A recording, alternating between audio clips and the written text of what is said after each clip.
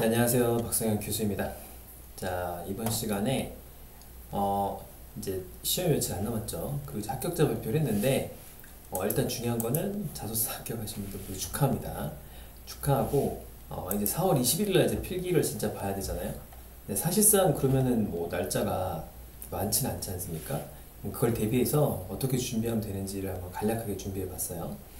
일단은 4월 21일이니까 날짜 계산을 좀 잘해서 계획을 조금 체계적으로 짜야 됩니다. 그러니까 일단은 4월 3일이라고 생각하고 오늘이 4월 3일이니까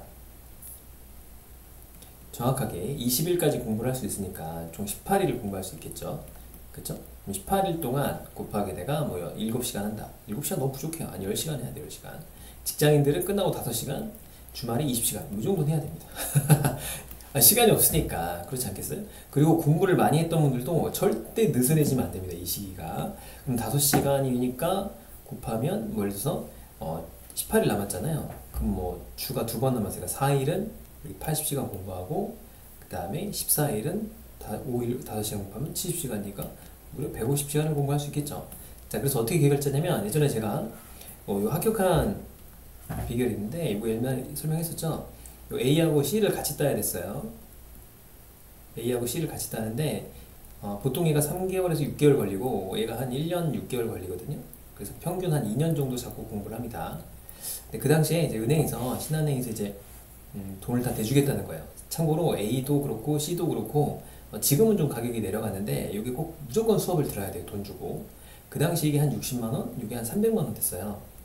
그리고 아마 시험 보는데 이게 한 2, 30만원 들 거고 이게 한 10만원인가 이게 아마 들 겁니다.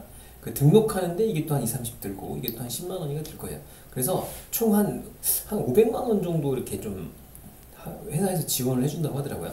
그래서 A하고 C를 이렇게 공부를 해야 되는데 예를 들어서 이게 이제 물어봤어요. 인사부에 물어봐가지고 이거 되냐? 안 된대요. 왜냐면 A를 따야 C를 딸 수 있는데 넌 A도 없지 않냐? 넌 안 된다. 그러는 거예요. 아니 내가 한번 해보겠다. 안 된다니까. 뭐 쓸데없는 소리 하지 말고 이제 전화 끊으래요. 끊었어요. 근데 내가 해보면 될 것 같더라고요. 그또 한번 해보면 어떻겠느냐 생각을 해가지고 다시 전화했어요. 그럼 내가 이게 떨어지면 내 돈을 다 뱉어내겠다. 이 500만 원을. 그러니까는 좀 하게 해달라 했더니 막 웃더라고요. 그 담당자가. 한번 해봐라. 뭐 등록을 해줄 테니까 떨어지면 뱉어낼 생각해라. 뭐 그런 얘기를 하더라고요. 알겠다. 내가 한번 해보겠다. 라고 해서 이제 책을 받았는데 이렇게 많은 줄 몰랐습니다. 책을 받았는데 이만큼인 거예요. 아니 너무 많은 거예요. 이게 좀 겹치긴 합니다. 그래서 이제 어떻게 공부를 했냐면 이제 그때가 1월 달이었는데 2월 달이었나 1월 달이었을 거야 아마. 시험이 6월 달에 있었거든요. 그래서 한 5개월 정도 남았던 것 같아요 그때 당시에. 근데 A는 3월 달에 있었고 이건 6월 달에 이렇게 시험이 있었는데 이거 공부를 해야 되잖아요. 쪽수를 계산해봤죠. 대략적으로 계산했더니 한 권에 500페이지 해서 총이 25권이거든요. 한 3, 4번은 봐야 된다고 하더라고요. 그래서 계산하니까 5만 페이지 정도 나오더라고요. 계산해보니까. 그래서 하루에 뭐 주중에는 한 3시간? 주말에 14시간 공부할 생각을 하고 일주일에 43시간이잖아요. 43시간을 총 6개월, 총 25주로 곱해서 계산하니까 한 1075시간이 나오더라고요. 1075시간은 이제 5만 페이지를 1075시간 나오니까 1시간에 46페이지를 봐야 된다는 결론이 나왔어요. 그래서 이렇게까지는 뭐 정확한 건 아닌데 그때는 아마 좀 더 많이 봐야 되는 걸로 나왔었어요. 왜냐면은 시간이 좀 더 적었고 조금 더 그래서 그리고 이거보다는 좀 더 적게 봤던 이유는 이게 지금 중복되는 게 있거든요. 과목이. 그래가지고 저는 이제 좀 이렇게 계산을 좀 디테일하게까지 해가지고 하루에 한 30몇 페이지 정도 봐야 1시간에 한 30페이지에서 40페이지 정도 봐야 되고 이렇더라고요. 그래서 만약에 하루에 이게 일정이 안 맞으면 뭐 주말에 더 하든가 그러니까 주중에 3시간 못 할 수도 있잖아요. 그 4시간 할 수 있으면 좀 1시간 더 쉬고 뭐 이런 식으로 공부를 했던 기억이 나요. 그러니까 여러분들도 지금 시간으로 따지면 아까 생각했지만 150시간이 있지 않습니까? 그럼 예를 들어서 자료에서 뭐 민경씨 같은 경우에 25문제로 10년 차를 하면은 250문제죠. 그걸 3번 하면은 뭐 750문제를 풀 수가 있겠네요. 자, 그 다음에 뭐 상황 판단, 문제 해결 되게 중요하니까 그것도 750문제를 푼다고 해봅시다. 1500문제 정도 되죠. 자, 그 다음에 뭐 여러 가지 따져보면 1시간에 뭐 몇 문제씩을 풀어야 되냐 나오겠죠. 뭐 자료에서 응용수리, 추리 이렇게 해서 쭉 하는 거예요. 그러니까 굉장히 계획을 타이트하게 됩니다. 계획이 타이트하지 않으면 그 공부가 되게 느슨해져요. 그래서 반드시 내가 할 수 있는 범위를 먼저 알아야 되겠죠. 그러니까 대충 뭐 내가 1시간에 얼마 정도 할 수 있는지는 대충 알잖아요. 그렇죠? 뭐 그렇게 해서 유출해서 조금 더 한 120%에서 130% 정도 할 수 있는 양을 정해서 폭발적으로 공부를 해야 됩니다. 아셨죠? 그러니까 계획이 제일 중요합니다. 그러니까 내가 얼마나 많은 걸 봐야 되느냐. 정말 1시간 1분도 아껴야 됩니다. 이게 이제 마지막 기회라고 생각하시고 정말 공부를 철저하게 하셔야 돼요. 진짜 기회는 없다. 제가 은행 다니면서 시험을 봤을 때 한 번도 떨어진 적이 없거든요. 그 이유가 뭐냐면 기회는 한 번뿐이다. 그러니까 2번은 없다. 그런 생각을 했었거든요. 그래서 마음가짐이 뭐다? 이번 뭐 사직생이라고 하잖아요. 아니면 죽는다 이런 생각으로 진짜 마인드를 진짜 철저하게 가져야 됩니다. 자, 그런 분들이 붙더라고요. 자, 그 다음에 두 번째는 수리력, 추리력, 독해력인데 3단계로 이루어져 있습니다. 근데 지금은 수리하고 추리를 하긴 좀 어려워요. 독해력을 좀 많이 키워야 됩니다, 사실은. 뭐 20일간에 뭐 수리하고 추리, 독해력을 다 잡겠다? 이건 거의 불가능에 가깝기 때문에 일단 독해력을 키워야 되는데 이건 이따 얘기하기로 하고, 자, 수리력하고 그렇다고 추리력을 포기하면 되느냐? 그렇진 않고 꼭 필요한 부분들을 봐야 돼요. 그래서 제가 이제 그 쪽집게 강의 이런 게 있잖아요. 그래서 뭐 그 3개년도 차에 걸쳐서 매번 나왔던 게 있어요. 뭐 자료 해석 형태라든가, 그 다음에 뭐 꼭 알아야 되는 거죠. 꼭 알아야 되는 게 있어요. 반드시. 뭐 수리 같은 경우는, 그러니까 뭐 이 자료 해석 같은 경우는 증가율 계산이라든가 표를 보는 거라든가 공식을 이렇게 조합하는 거라든가 이런 걸 모르면 절대 안 되겠죠. 그 다음에 뭐 응용 수리 같은 경우는 가장 많이 나오는 게 뭐예요? 뭐 이 증가율 계산식에 따른 뭐 원가, 정가 계산하는 거, 복리 계산하는 거, 그 다음에 뭐 속도 계산하는 거, 농도는 잘 안 나오는데 그 농도 간단한 거 계산하는 거, 그 다음에 뭐 예를 들어서 뭐 일 계산하는 거, 이런 거 정도 알아야 되잖아요. 그래서 매번 출제되는 걸 중심으로 좀 공부하면 좋은데, 제가 그 밑에 링크 남겨놨죠. 그 쪽집기 강의가 있는데 꼭 필요한 것들만 다 강의를 하려고 하거든요. 그래서 한 20시간 정도 이렇게 해가지고 하려고 합니다. 자, 독해력을 늘려야 되는데, 그러니까 이제 수리력하고 추리력은 어느 정도 한계가 있어요. 그래서 지금 시간이 없기 때문에 일단 중요한 부분들을 좀 포커싱을 맞춰서 한 30에서 40시간 정도 배치를 하고요. 독해력에 이제 100시간 정도는 아니더라도 한 80시간에서 50시간에서 80시간 정도는 배치를 해야 됩니다. 엄청나게 읽어야 돼요. 그래야 긴 문장을 쫄지 않고 풀 수가 있거든요. 그렇기 때문에 독해력을 늘리는데 뒤에서 한번 얘기를 해볼게요.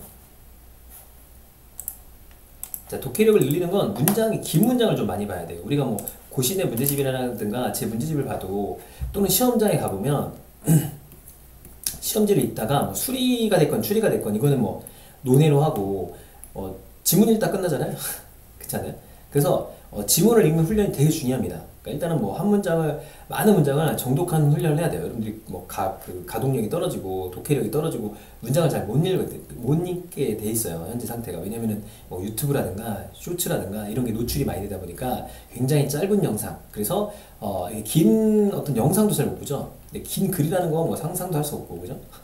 그러니까 이런 걸 훈련을 많이 해야 됩니다. 그래서 특히 긴 문장을 빠르게 읽는 방법을 익혀야 되고, 이 연습을 해야 돼요. 저희가 평생 책임반에는 그 방법을 이제 공유를 해드렸거든요. 그래서 그런 거를 이제 계속 반복해서 읽어 나가야 됩니다. 자, 그래서 다양한 의사소통, 문제 해결, 상황 판단 이런 유형들을 많이 풀어야 돼요. 지금은 수리의 비중은 좀 낮추고 독해력 비중을 높여야 됩니다. 그 전에 이제 이걸 했었어야죠, 그렇죠? 이거는 이렇게 또 필요한 것만 하자. 독해력을 늘려야 되는데 이걸 이제 연습을 해야 될 시기다 라고 생각하시면 돼요. 그러니까 지금 뭐 이걸 막 해갖고 잡는다? 현실적으로 어렵습니다. 자, 그 다음에 이제 암기 과목을 해야겠죠, 이렇게. 자, 암기 과목은 뒤에서 한번 설명을 하도록 하죠. 그러니까 지금은 뭐다? 글을 좀 많이 봐야 된다 이거예요. 자, 그 다음에 기타 과목을 하는데, 중요한 건 문제에 걸르는 게 되게 중요하거든요. 문제 해결 방법은 문제를 정확하게 읽는 게 제일 중요해요. 그러니까 이것도 패턴이 좀 있긴 한데, 그러니까 많은 문제를 풀어서 글을 소화하면서 정보를 캐치하는 능력을 가져야 됩니다. 그러니까 정보라는 거는 어떤 패턴이 좀 있거든요. 그런 거에서 내가 정보를 갖고 와서 문제를 푸는 능력, 이게 되게 중요한데, 그럼 어떻게 되냐? 가장 중요한 건 독해력이에요, 무조건. 그 다음에 추리력인데, 그러니까 이건 잘 안 키워지니까 요거라도 빨리 키워야 됩니다. 아시죠? 자원관리나 조직이해 같은 경우는 모듈형을 무조건 봐야 돼요. 그러니까 보니까 저희도 시험을 보니까 앞에서 자료 해석하고 응용 수리가 어렵잖아요. 그러면 자원관리가 모듈형밖에 안 나와요. 그리고 조직이해가 좀 쉽게 나옵니다. 자, 그런데 이렇게 수리나 자료 해석이 쉽게 나오면 자원관리가 문제가 좀 계산 문제가 많이 나와요. 근데 계산 문제는 보통 거리기 때문에 이걸 걸러내는 게 되게 중요하죠. 그러니까 쉬운 거냐 어려운 거냐. 딱 봤을 때 이건 어렵다 그럼 거의 안 풀거든요, 학생들이. 그러니까 이제 내가 모듈형, 그러니까 암기를 많이 해서 푸는 걸로 해보자 라고 보면 될 것 같아요. 조직이해 같은 경우는 경영학 도서까지 볼 필요는 없는데 조직이해 범위가 되게 넓어졌거든요. 다양한 걸 봐야 됩니다. 자, 이거 어떡하냐, 이거는 좀 뭐 본인인데 한자를 좀 잘 알아야 돼요. 한자를 많이 공부해야 되는데 한자를 아는 친구들 뭐 일본어라든가 중국어 공부하는 친구들은 확실히 유리해요. 근데 뭐 그렇지 않으면 지금 와서 뭐 한자를 공부할 거냐? 그 뭐 어불성설이고요. 말도 안 되는 얘기고 그냥 적당히 내가 준비를 해서 맞추는데 이걸 뭐 많이 맞추려고 하면 안 됩니다. 이걸 맞추려고 하는 것 자체가 한자를 모르면 쉽지 않기 때문에 어렵다. 그러니까 앞에 있는 그런 독해력을 오히려 늘려라. 자, 그다음 모의고사를 풀이하는 요령이 있는데 그것도 잠깐 설명을 좀 드릴게요. 자, 모의고사는 무조건 많이 보는 게 좋습니다. 많이 보는데 많이 풀이 봅니다. 그러니까 저희 같은 경우 뭐 모의고사 이렇게 많거든요. 그러니까 보면 뭐 보통 보면 뭐 한 20회차가 넘게 준비가 돼 있어요. 그 다음에 또 온라인으로 또 모의고사를 또 보거든요. 그래서 여기 보면은 뭐 이렇게 모의고사가 이렇게 있는데 요걸 보면은 저희 평생 책임반에서 제공하고 있는데 보면은 등수가 나와요. 합격 점수를 대충 합니다. 그러니까 뭐 어느 정도 선이면 거의 이 정도 선이면 붙는 거에 100%예요. 거의 100%입니다 저희가. 그러니까 어느 정도 선이는. 그래서 이제 중간 단계가 좀 애매하다 이렇게 생각을 하고 지역별로 차이가 있기 때문에 좀 차이가 있는데 그래서 이걸 보면은 저희가 알려드려요. 아, 좀 쉽지 않다. 그러니까 좀 더 가서 좀 잘 찍자. 합격할 것 같다. 그러면 이제 좀만 더 준비하면 되겠다 이렇게 얘기를 하거든요. 무조건 모의고사를 많이 봐야 됩니다. 많이 보는 게 핵심이다. 라고 이해를 하시면 될 것 같아요. 되게 많죠? 많이 이제 배치가 돼 있어요. 자, 그 다음에 모의고사를 볼 때 여러분들이 그런 생각을 하잖아요. 굉장히 많이 보는 게 되게 중요한데 그렇다고 매일 많이 본다고 좋은 게 아니고 하루에 한 2번 정도, 2회차 정도 보는 걸 되게 추천해요. 근데 이제 직장 다니는 분들은 1회차 정도라도 무조건 풀어야 되고 뭐 다양한 모의고사를 보는 거를 되게 좀 이렇게 추천하고 있습니다. 그러면 이제 그런 경우가 있어요. 60문제에 뭐 70분이라고 해봅시다. 보통. 자, 그러면 풀 때 어떻게 푸는 게 좋겠냐? 이건 몰라요. 왜냐면 본인이 이거를 풀어보면서 그 좀 느낌을 가져가야 됩니다. 무슨 얘기냐면 첫 번째는 이런 경우 있죠. 그 1번부터 끝번까지 그냥 한 번에 쭉 풀고 끝내는 게 좀 더 유리한 분이 있고, 그러니까 난 그게 좀 맞다. 그런 분이 있고, 자, 의사소통 풀고 보통 수리하고 추리를 띄워놓고 이게 오래 걸리니까, 그죠? 띄워놓고서 뒤에 있는 뭐 자원관리, 조직의 그 다음에 뭐 문제 해결해 보면 단답 형태가 있거든요. 이걸 먼저 풀고 돌아와서 이걸 푸는 게 난 게 좀 더 점수가 잘 나오는 친구들이 있어요. 그럼 이걸 수도 있고, 세 번째는 1번부터 끝번까지 빨리 풉니다. 근데 어려운 걸 다 제껴내요. 빠른 거를 그냥 정말 빨리 푸는 거예요. 30초 내로 다 풀어버리고 그 다음에 넘어와서 어려운 걸 다시 푸는 거. 이런 유형이 있고, 네 번째는 수리하고 추리를 먼저 풀어요. 그러니까 앞에 있는 의사소통을 먼저 풀어버리고 수리하고 추리해서 조금 간단한 문제들이 있단 말이에요. 내가 속가낼 능력이 있으면 빨리빨리 풀어버립니다. 그리고 뒤에서 이 뒤에 가다 보면은 뭐 자원관리 중에서는 계산 문제가 많으니까 제끼고 문제 해결도 오래 걸리니까 제끼고 그 다음에 뭐 조직 이해를 보고 다시 넘어와서 어려운 걸 푸는 방법. 그러니까 여러 가지 방법이 있어요. 그러니까 아까도 다시 한번 설명하면 1번부터 끝번까지 쭉 푸는 거, 1번까지 쭉 풀면서 어려운 걸 다 스킵하고 돌아와서 한 번 더 푸는 거. 두 번째는 수리하고 자료 해석을 빼놓고 추리를 빼놓고 뒤로 가서 의사소통, 그 다음에 뭐 문제 해결, 조직 이해, 그 다음에 자원관리서 모듈형만 빨리 풀고 다시 넘어와서 푸는 방법. 뭐 여러 가지 방법이 있다고 그랬죠. 자, 그거는 본인이 여러 개를 풀어보면서 어떤 게 맞는지를 알아야 됩니다. 그러니까 참 모의고사를 많이 보는데 모의고사 그렇다고 너무 빨리 봐도 안 좋아요. 그러니까 한 11일 정도를 저는 추천하거든요. 13일부터 봐도 되는데 직장인분들은 10일부터 한 회차씩. 그러니까 이게 사실 모의고사를 많이 보면 좋은데 모의고사의 단점이 있어요. 뭐냐면 모의고사를 보고 나면 굉장히 좀 지칩니다. 그리고 공부가 안 된 상태에서 이렇게 보잖아요. 공부가 안 된 상태로 모의고사를 보면은 근데 자괴감에 빠져요. 그래갖고 나 공부해도 안 되는 것 같은데 이거 떨어지는 거 아니야? 이런 생각을 한단 말이에요. 자, 그런 걸 없애기 위해서는 내가 좀 준비가 안 돼 있는 분들은 요때부터 봐도 됩니다. 요렇게. 그래서 요때 한 회차씩 보고 이때 한 2, 3회차 보고 이제 가는 걸 추천하고, 그 전에 공부를 많이 했던 분들은 여기서부터 이렇게 뭐 10일부터 봐도 되고 뭐 이렇게 쭉 한 번씩 보는 걸 추천합니다. 아셨죠? 그때그때 사람마다 다르기 때문에 뭐가 맞다 할 수도 없는 거고, 그쵸? 그래서 모의고사는 많이 볼수록 좋다. 하지만 모의고사를 봐가지고 뭐 실력이 늘느냐? 절대 그렇지 않습니다. 실력이 느는 게 아니고 이 패턴을 내가 찾는 거예요. 뭐가 이렇게 중요한 걸 찾는 거고. 자, 그 다음에 모의고사를 보고 나면 자감에 빠지거나 또는 뭐 이렇게 진이 빠져요. 그래서 공부하기가 싫단 말이에요. 근데 그런 걸 방지하기 위해서 모의고사를 푼 다음에 오답 노트를 꼭 만들어요. 왜 틀렸나?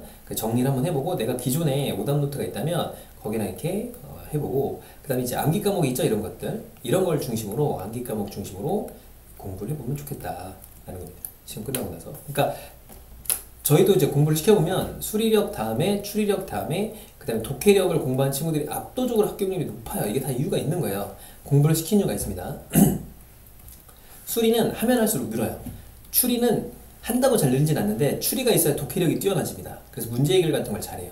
그래서 결론적으로 우리가 뭐 보통 한 4개월 정도 코스면 여기 한 달 반, 여기 한 달 좀 안 되게 하고 나머지는 독해력 이런 식으로 해서 준비하고 마지막에 암기 과목을 하는 이런 식으로 해주면 합격률이 되게 높아지죠. 그러니까 체계적으로 좀 공부를 한다는 게 되게 중요하다는 게 그런 얘기입니다. 이제 와가지고 뭐 수리, 뭐 응용 수리 공부하고 안 됩니다. 지금 하시면은 오히려 시험을 망쳐요. 망치는 지름길입니다. 그러니까 이제 독해력을 중심으로 지금은 키워나가야 될 시점이다라고 생각을 하면 될 것 같아요.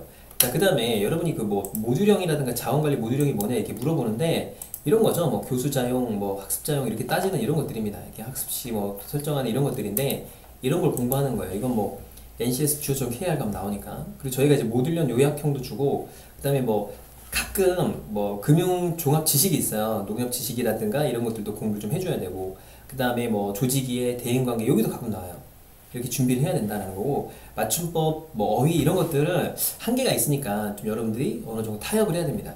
그리고 이제 뭐 수능 문제 같은 것도 괜찮거든요. 저희가 이제 수능 문제 같은 경우를 이제 경제 문제가 많이 나오니까 이 수능 문제만 따로 이렇게 뽑아가지고 이렇게 쭉 준비를 해놨어요. 그래갖고 이렇게 뭐 이렇게 많이 공부를 할 수 있도록 해놨거든요. 이게 뭐냐면 글을 읽는 훈련을 하는 거예요. 글을 읽는 훈련. 그 다음에 뭐 이렇게 민경채라든가 이런 것도 다 해놨으니까 그러니까 여러분들도 여러분들 나름대로의 계획을 다 짜야 됩니다. 그래서 저희가 이제 평생 책임반 같은 경우는 뭐 이렇게 1월부터 쭉 해가지고 이렇게 일정을 쭉 맞춰서 딱 했었거든요. 그 지금까지 했던 분들은 거의 이제 자소 붙기만 하면 다 붙게끔 이렇게 준비를 해도록 했으니까 여러분들도 이런 계획을 짜보자요. 스스로 아까 말했지만 계획을 잘 짜야 됩니다. 하루에 몇 시간 공부하는 거 이런 것들 그 되게 촘촘하게 짜야 돼요. 그러니까 이걸 이렇게 성기게 짜면은 안 됩니다. 그러니까 굉장히 촘촘하게 해가지고 타이트해갖고 막 더 이상 막 못 버티게 막 공부를 안 하면 못 버티게 이렇게 자기에게 부담감을 줘야 돼요. 아셨죠? 자, 그래서 모의고사 많이 푸는 게 좋다고 얘기를 했었고 자, 마지막으로 절대 포기하면 안 됩니다. 저희도 뭐 그런 분이 있어요. 자소서를 붙었는데 공부 하나도 안 됐는데 이거 시험 보러 가는 게 맞냐 이런 분들이 계세요. 정말 말도 안 되는 얘기죠.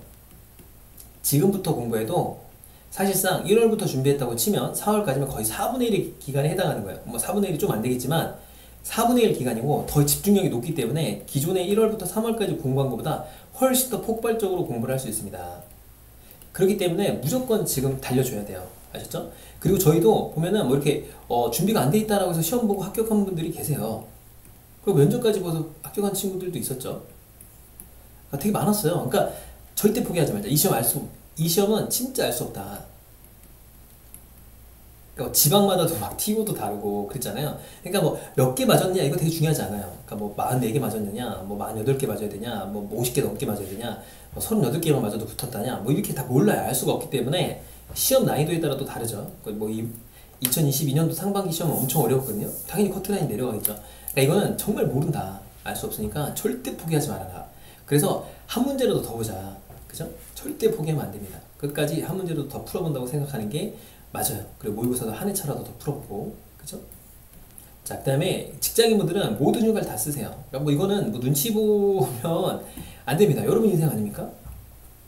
저는 미리 이렇게 좀 잘 싸바싸바 해가지고 휴가를 계속 썼었거든요. 시험 기간에 은행은 2주를 연속으로 써야 돼요. 10일을 무조건 써야 됩니다, 이거. 감사 나오고 이래가지고 10일 동안 써야 되는데 그때를 시험 기간에 맞추는 거죠. 그래가지고 그때 이제 쓰게 했는데 여러분들도 휴가를 좀 이렇게 미리미리 얘기해서 휴가를 웬만하면 다 쓰세요. 그래서 휴가 때 공부를 좀 많이 할 수가 있으니까 최대한 이때 공부를 많이 하는 거거든요. 아셨죠? 자, 진짜 마지막 기회라고 생각하고 공부를 해야 됩니다. 더 이상 없다. 기회가 없다. 제가 이래서 끝자락 전술이라고 하나요? 끝에 이제 낭떠러지 밑이야. 이제 떨어지면 이제 더 이상 없으면 낭떠러지야. 이제 끝나는 거야. 이런 생각을 갖고 공부를 해야지. 이게 막 안일하게 다음에 볼까? 이런 생각 자체를 버려야 됩니다. 이거 아니면 진짜 안 된다. 더 이상 영원히 안 볼 거야. 이런 생각을 가지고 공부를 하셔야 됩니다. 아셨죠? 그래서 끝에 정리 잘 하시고 꼭 합격을 다 하셨으면 좋겠어요. 이 농준부 학생들이. 자, 그래서 마지막까지 준비 잘 하시고 모두 합격하길 기원하겠습니다. 끝!